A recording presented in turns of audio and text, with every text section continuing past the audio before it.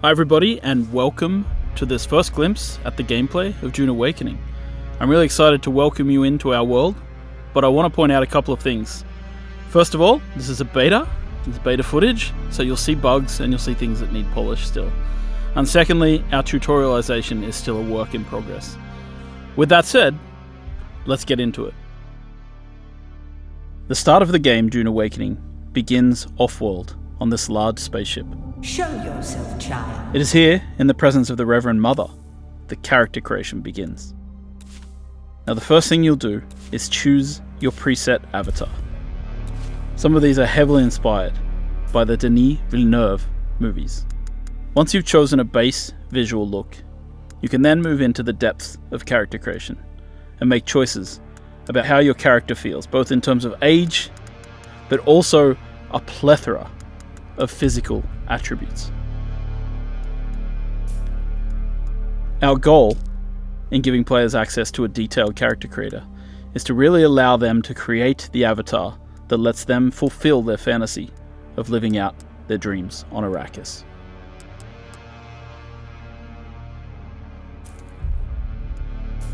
There are a multitude of hairstyles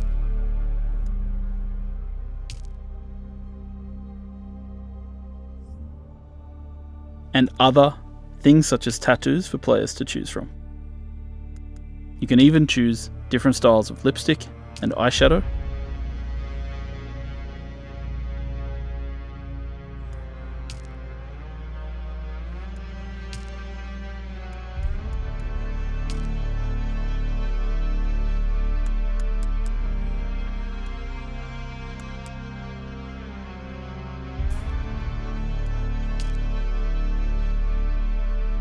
You can choose the muscle tone of your character, from height, arm thickness, leg thickness, neck length.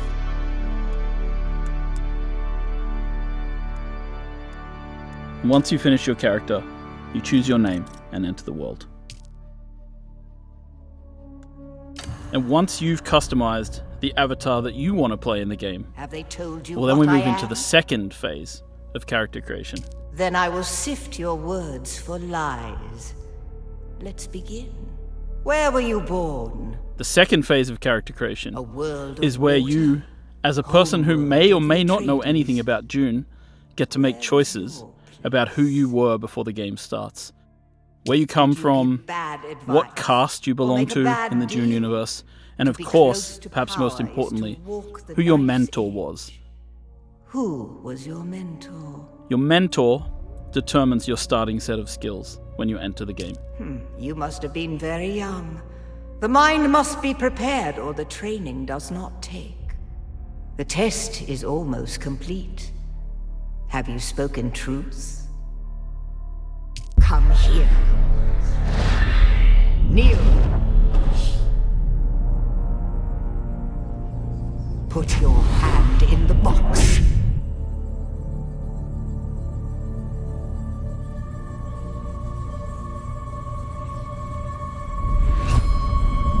I hold at your neck the Gonjabar, the high-handed enemy. Don't pull away or you will die. Great plots are afoot in the Imperium, and the currents of intrigue run deeply. Arrakis is the key, and the Fremen are missing. You will go to Arrakis as our agent, prisoner. You have one task. Find the Fremen. Wake the sleeper. You will know when it is done.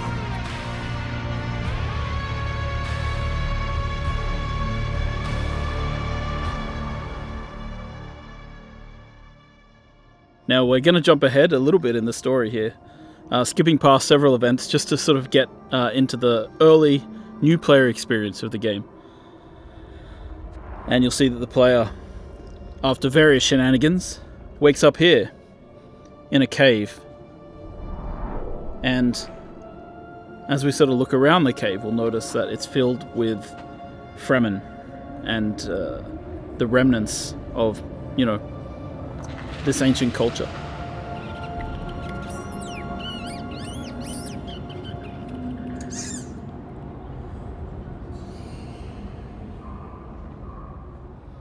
So now as the player takes their first steps in the world, they're really here amongst the dead. And so the first question they should be asking is, what happened here? Who are these people? And, this is just a place where we give players a little bit of time to adjust their settings, get a feel for the movement keys, and then move forward into the cave. And they'll stumble upon their first major interaction point, which is the Frem Kit. The Frem Kit in our game serves as both a backpack for the player, of course, but also really a guide. The Fremen used to pack these with interesting objects that they could use to survive in the desert, and it's no different from the player. So here they begin their first crafting experience, crafting a small scrap knife out of metal that was in the Frem Kit. These caves have been moisture sealed in order to preserve the moisture of those within the cave, and so the player, as they explore, will be able to use their scrap metal knife to pierce the seals and escape. So really this entire area, built using Unreal Engine 5, is just to sort of get the player and ease them into the path. A lot of survival games have very abrupt, very harsh beginnings, and we tried to make the experience of joining Dune Awakening just a little easier, just give people a little bit of a feel for the world before we really toss them out into the harshness that is the desert of Arrakis. So here we've crafted a heal kit, and we're going to use that to heal our character. And once we're healed, you'll see that our stamina bar in the bottom left appears. And now that we have stamina, we can climb. The climbing system in Dune Awakening is based in part on the one that we built for Conan Exiles. It's a free-form climbing system. It can be used to climb almost anywhere. And as you'll see later, the new technology available in Dune Awakening, such as suspensor belts, allows us to do even more interesting things with traversal.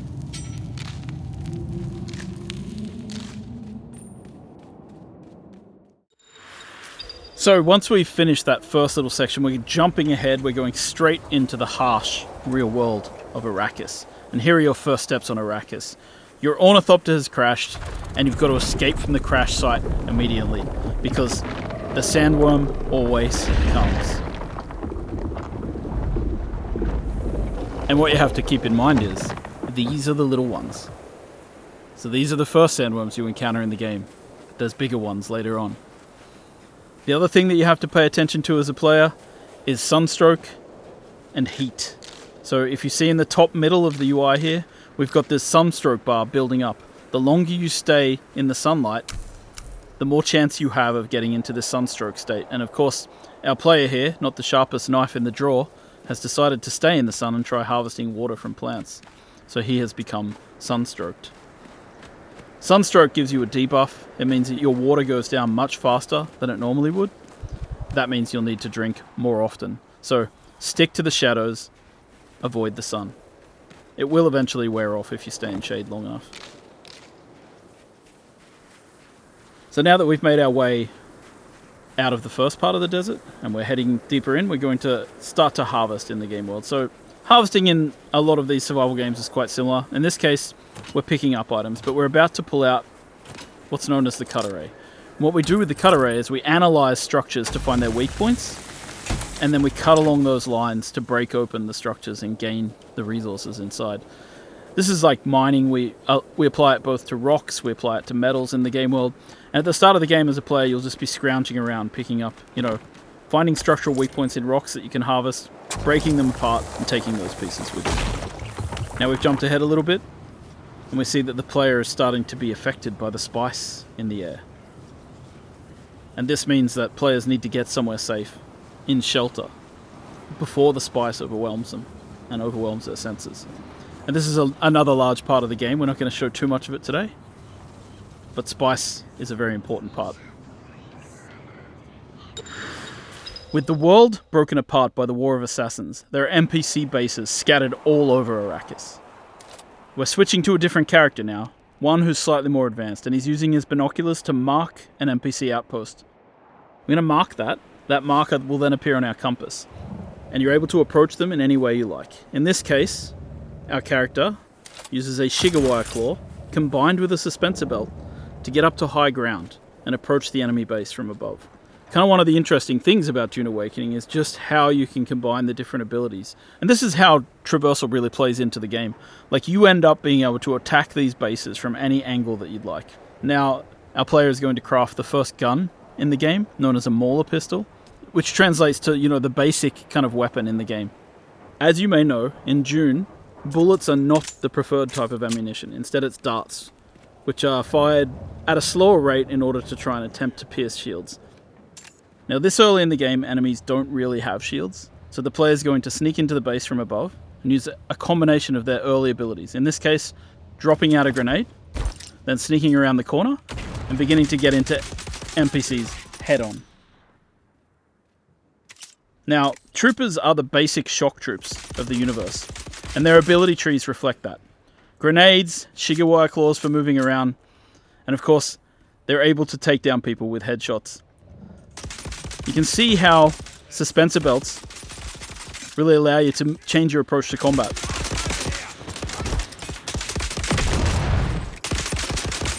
Dune Awakening is at heart a third-person shooter with melee and abilities. And it's the combination of melee, abilities, and range shooting that creates what we call combined arms in the game. Now, we've taken a fair bit of damage in this battle, so we're going to stop for a second to heal ourselves up with a bandage. Bandages heal over time, so you can't just heal yourself to 100%. You have to actually get into safety, get behind cover before you start using them.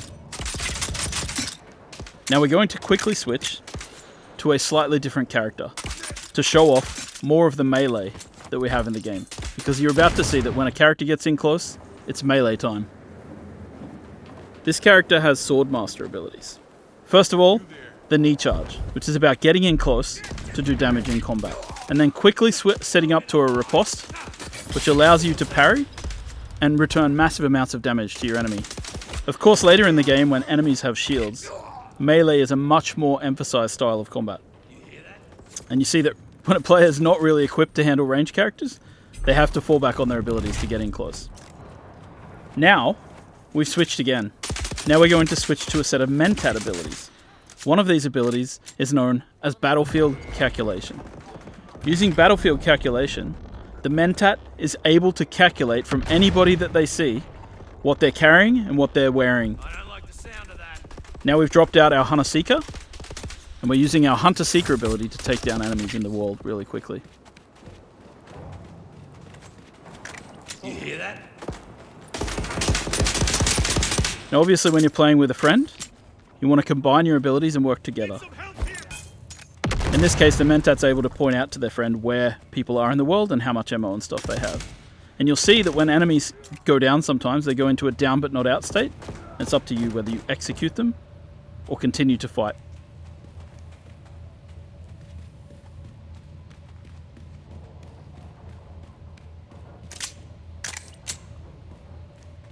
After a quick reload, it's back into the battle, with our friend coming from above and throwing out one more grenade.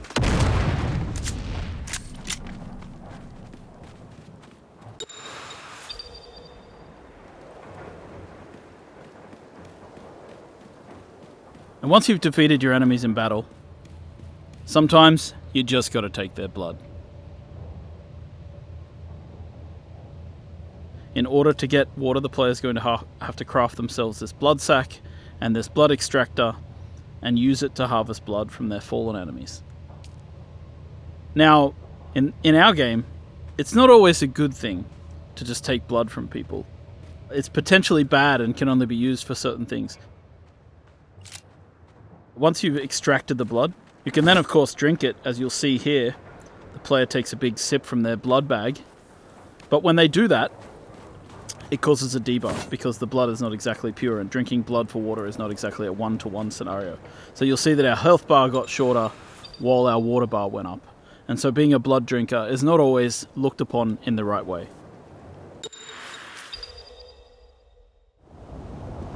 Of course, once you've played the game for a little while, you'll start wanting to build your own base. And the first part of that is placing down what we call a sub-fief console. A sub-fief console allows you to claim a small part of Arrakis as your own, but it does in turn mean that you'll start to owe taxes to the Emperor. So here we are with our building system. And you can see that we have two types of building here. We have the holograms, which show in the beginning. I call them solido projections internally. And we have the way that you fill in, which is by holding down the mouse button in this case.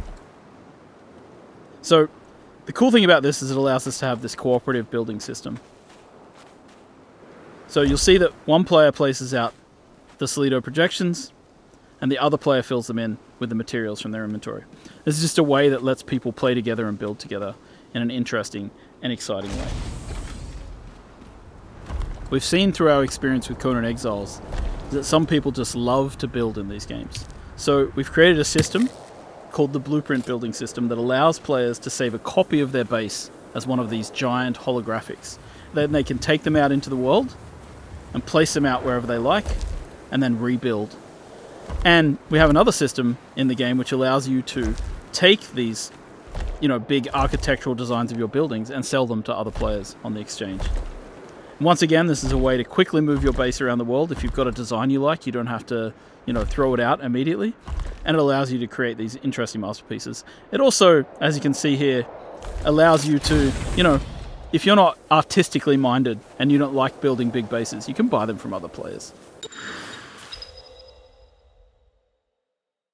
Once you finish crafting a base, you want to fill it with all kinds of machines, fabricators, and refineries. And of course, harkening back to the blood extraction we just did, we've got the blood purifier. So what we want to do is take the blood from our blood sac and deposit it into the blood purifier, and over time it will refine into lovely fresh water, which can then extract into our litogens and carry with us out into the desert. While there's many varieties of fabricators that you can use to craft things in the game, one of the most exciting things is crafting yourself a vehicle.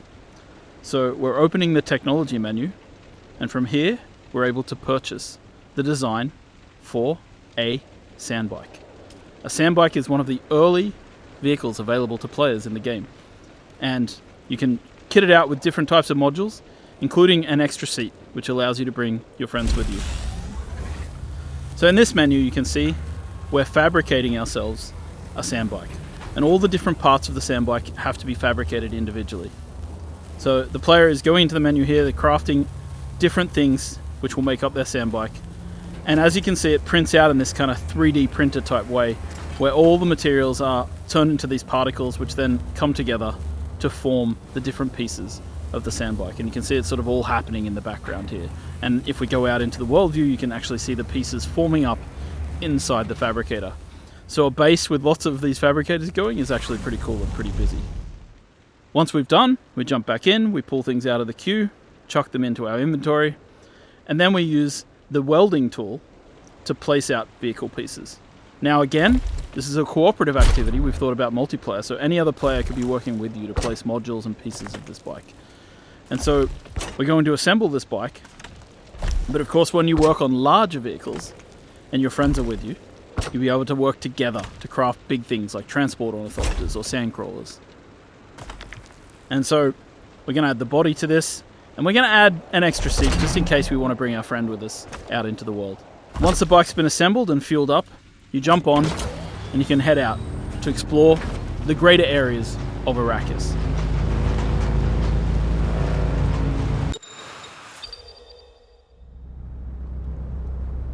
Heading out into the world to explore can be a dangerous experience. And as you explore the universe, you'll find certain dynamic events will occur. In this case, the War of Assassins has claimed a new victim, a ship which falls from the sky, spilling its loot all over the sand. So we head out there to see what we can get, to harvest and gather as much as we can.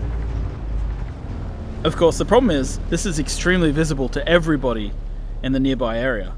So people will be able to see this, and so in a PvP area, you might suddenly find yourself coming into competition with other players. In a PvE area, you might just find other people competing with you to get to the loot first.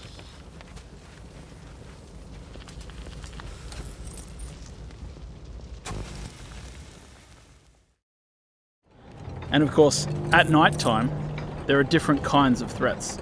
Because while the heat of the day is dangerous, at night, the Sardaukar patrol this area of the desert with huge spotlights searching for players. Now this player is over here, harvesting dew with a dew reaper, sucking the water off the surface of these plants, and they've been captured and seen by the Sardaukar. And the Sardaukar send down troops who come floating down out of the sky to attack and destroy the players.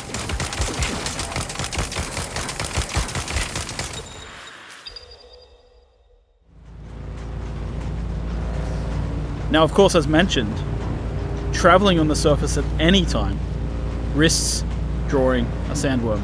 But there are certain things which we've created to draw players out of their comfort zones. So in this case, there's a special type of sand here on the surface, known as flower sand. Flower sand, according to the books, is the softest kind of sand, and players can use it to refine it into a variety of different materials that they need for crafting.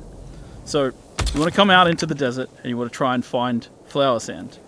But you have to be wary and pay attention, because as you harvest, you risk drawing the attention of the sandworm.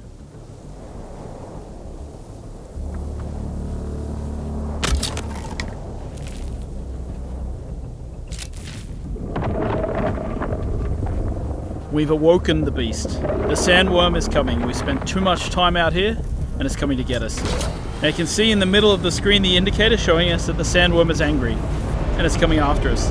And our only option now is to get back to rocky ground, or the sandworm's going to take us. I don't know how those guys survived that, but somehow they managed to get to the safety of the rock island.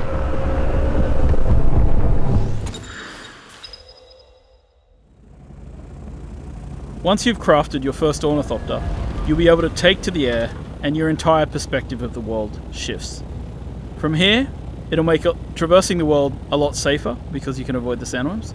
It'll also help you to go out into the larger world of Arrakis. Here we are in the overland map, and we're going to make our way south until we find the place known as Harko Village. Harko Village is the current seat of the Harkonnen, after their city, Carthag, was destroyed in a nuclear explosion during the War of Assassins. There's more details like that in the lore of the game for players to discover and explore. So we're going to land at Harko, and we're going to explore the social space. Once you arrive in Harko Village, you'll be able to meet up with other players, interact with them, trade, and create guilds. The game has a variety of social interaction mechanics, from emotes to grouping to a chat. Throughout Harko Village, you'll also interact with story characters, follow the main story. You'll be able to meet vendors who will sell you exotic items. They let you live. That is interesting. You'll be able to get a feel for how the factions are viewed in the world, and of course, you'll be able to swear allegiance to one of the major factions, the Harkonnen or the Atreides. Swear your guild's allegiance and begin to take part in the politics of the Imperium.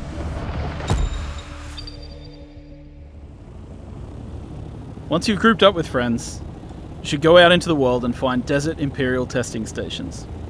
These are dungeon-like experiences, which you and your friends can work through together. So here we are landing our various ornithopters outside of one of the desert testing stations, and we're going to head in as a group. Now it's really important to prepare different skills and abilities. These areas tend to be more of a challenge, and it's great to work together to complement each other. So this is the skill tree. Here you can equip different types of abilities and techniques. We have 3 slots for abilities and 3 slots for techniques. And there are multiple different trees depending on the type of trainers that you've interacted with in the world.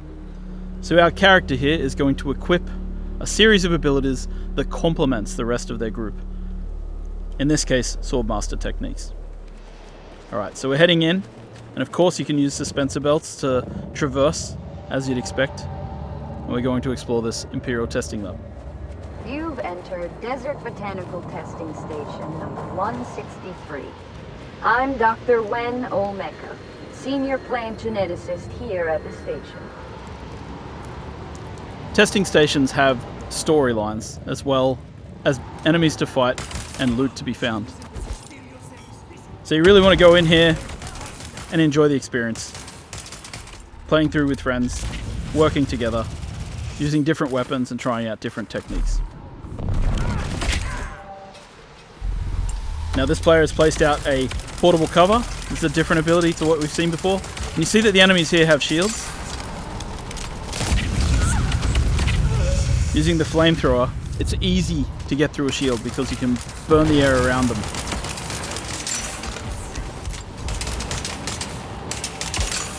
Now, of course, our characters are a little higher level than they were in the start of this video. So you're able to see that, yeah, we can take people down a little more easily. And of course, when you get to the end of these areas, you find these really cool loot chests. And in these loot chests, you find specialized components that are used for crafting exotic weapons and items. The end game of Dune Awakening takes place in the deep desert. Giant spice blows will happen, drawing players from all around to try and harvest the spice as quickly as possible. You want to get there first, and you want to try and take as much spice as you can before an enemy guild shows up to try and take it away from you. Now, of course, if you're clever and you start to lose the battle, you might place out a thumper, and that limits the time in which people are able to take spice, because then the big worm is going to show up.